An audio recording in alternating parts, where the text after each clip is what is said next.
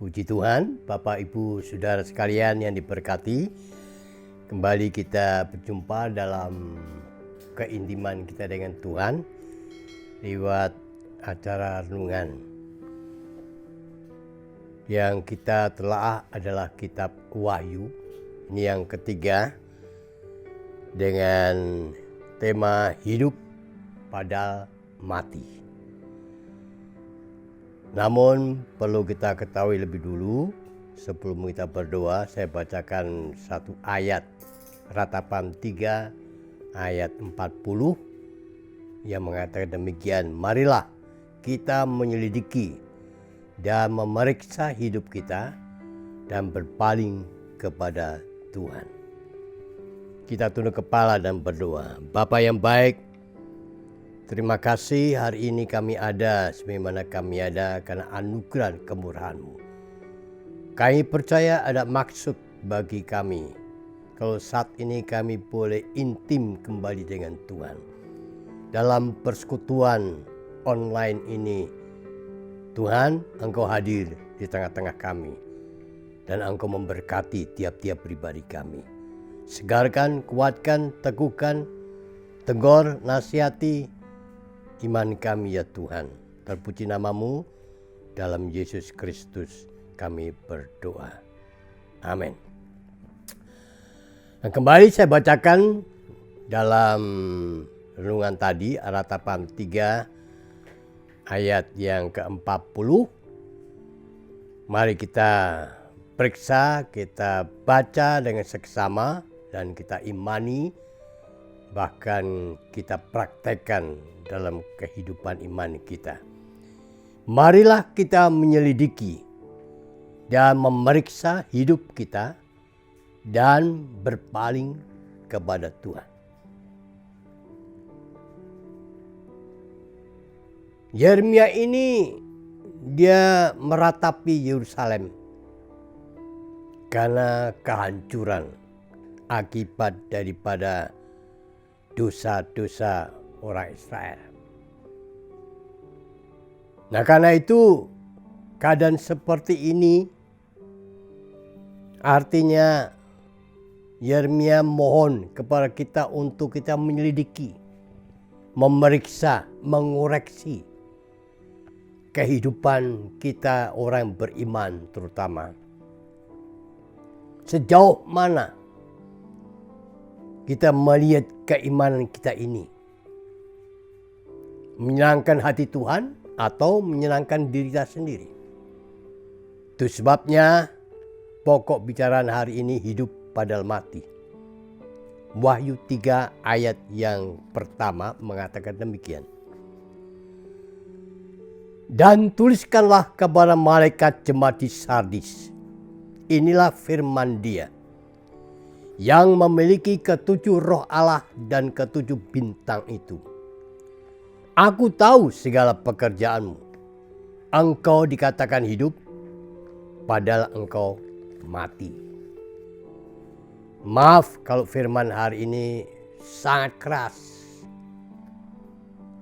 Ini bukan pendetanya yang mengatakan demikian, tapi firmannya. Saya hanya penyambung saja apa yang dikatakan dalam firman-Nya. Ini teguran kepada jemaat di Sardis. Orang percaya di Sardis itu sangat menyedihkan hati Tuhan. Dilihat secara lahiriah, bisa kasih jempol dalam hal berjemaat di sana. Anggotanya, pemimpinnya, mereka itu hidup dan aktif. Memiliki keberhasilan yang luar biasa. Dalam arti kerohanian yang terkenal, baik katanya. Mungkin pula mereka punya cara praktek. Bisa jadi mereka teladan, penyembahan yang baik mungkin. Tetapi bukan kuasa Allah yang di dalamnya. Bukan kebenaran Allah yang dilakukannya. Bukan karena pekerjaan Roh Kudus. Tapi justru sebaliknya, menjadikan hati Tuhan. Allah melihat dari surga kehidupan mereka itu, istilahnya hidup padahal mati. Bagi mereka apa yang dikerjakan itu, wah luar biasa. Menyenangkan orang lain. Memberikan dorongan, semangat kepada orang lain dalam soal rohani. Dalam tanda kutip. Berdoa kelihatan sungguh-sungguh. Menyembah. Cara kerja hidup berjemaat. Tapi sebenarnya hati mereka itu jauh dari Tuhan. Mereka ingin hanya dihormati, disanjung, dihargai. Tapi sebenarnya itu bukan kehendak Tuhan. Itulah sikap hidup Farisi, Saduki, ahli Alkitab. Itulah mereka.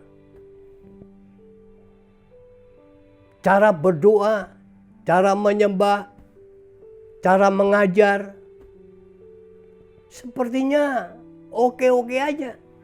Itu akal manusia. Tapi di mata Tuhan, itu hanya kemanusiaan saja. Luarnya saja. Dalamnya sangat jauh dari Tuhan. Waktu Yesus ada di antara mereka, Yesus menggambarkan mereka itu seperti kuburan. Di luarnya kelihatan bagus, cat, diwarna-warnai. Tapi dalamnya itu cuma tulang-tulang saja. Itulah gambaran kehidupan orang Farisi, Saduki, ahli Alkitab, Taurat. Sedangkan yang dimaksudkan dari Tuhan itu ada dalamnya. Hatinya. Nah itu sebabnya maka 7 jemaat di antaranya Sardis ini dikatakan jemaat hidup padahal mati. Belagak suci, belagak setia, belagak baik. Dilihat karena doa di mana-mana, bisa berdiri, bisa sujud, jongkok dan sebagainya. Nah kadangkala benar atau tidak, percaya atau tidak, kadang sikap hidup, cara di dalam keimanannya itu sampai sekarang ini sebenarnya masih ada. Zaman dulu masih relevan seperti sekarang ini.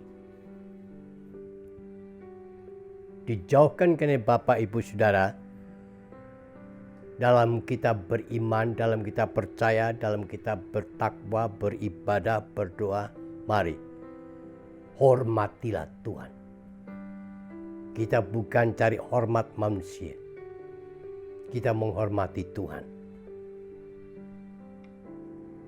Luar dan dalam harus sama. Hati kita harus sama dengan cara karakter penyembahan kepada Tuhan. Iman kita harus sesuai dengan kehidupan kita. Jadi arti kata luar dan dalam sama. Kita tidak boleh luarnya hebat tapi dalamnya kosong. Nggak boleh. Hati itu yang paling utama. Karena hati itu sumber pusat segala-galanya. Hati itu harus dipelihara dengan baik dalam persekutuan dengan Tuhan. Hati itu tetap intim dengan Tuhan. Lewat ibadah, lewat persekutuan, lewat doa fajar, lewat menara doa, lewat doa pribadi, dia membaca firman Allah. Cara-cara seperti inilah yang Tuhan kehendaki. Luar dan dalam itu sama di mata Tuhan. Kita tidak boleh munafik. Tidak boleh. Ya di atas ya, tidak di atas tidak. Menjadi orang beriman itu harus sungguh-sungguh luar dan dalam. Karena itu perlu koreksi. Diteliti, diselidiki. Arah jalan iman kita bagaimana dengan sikap hidup kita ini. Sesuai atau tidak. Kita harus berbalik. Kita harus hidup kembali. Berpaling kepada Tuhan. Tapi kalau tidak.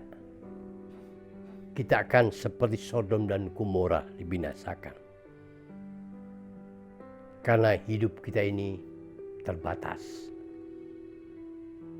70 tahun oke, 80 tapi penderitaan.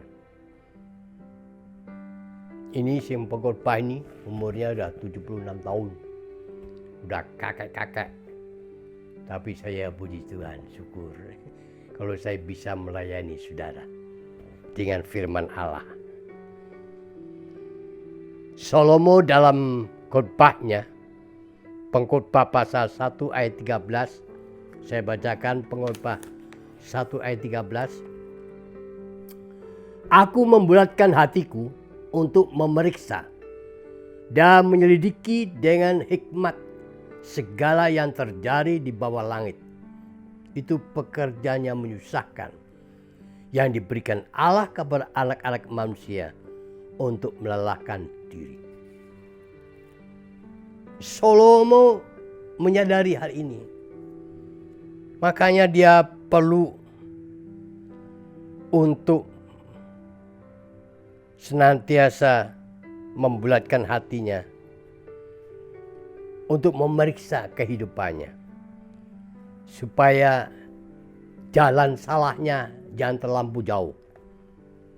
Harus di stop kalau salah. Dan kita harus kembali kepada Tuhan. Supaya hidup kita ini layak. Layak di hadapan Tuhan. Layak terhadap diri sendiri. Dan layak terhadap sesama. Kalau itu menjadi bagian kehidupan kita.